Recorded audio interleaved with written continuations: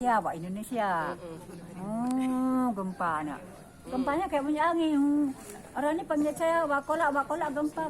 Wak bilang hari ni gempanya kok lain ya Allah, kok tanah bergoyang, saya bilang. Dah bergoyang. Kenapa bilang begitu? Karena di Aceh selalu ada gempa. Luar biasa.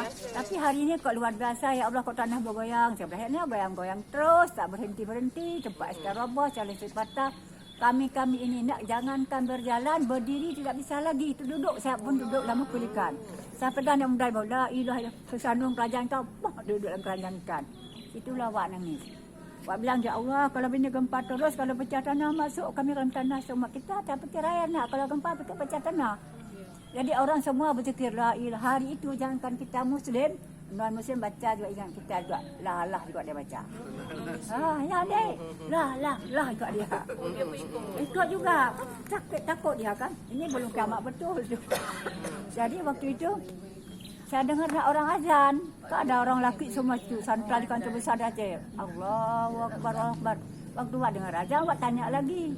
Ya Allah, ya Tuhanku, yang azan ada, zikir ada, kenapa gempa tak berhenti? Apa ini kiamat? Kalau bukan kiamat ya Allah, apa doa saya baca hari ini biar berhenti gempa? Rupanya kayak ilham nak. Kamu baca Al-Fatihah. Al-Fatihah ada doanya di dalam. Jadi Wak baca Al-Fatihah berulang. Al-Fatihah berulang. Asal saya baca, iya karena budu, iya karena astagfirullah. Kepadamu aku menyembah ya Allah. Kepadamu saya minta tolong berhentikan gempa. Asal baca amin, kabulkan doaku ya Allah. Kuat saya baca nak. Lebih kurang berhenti gempa 8 menit.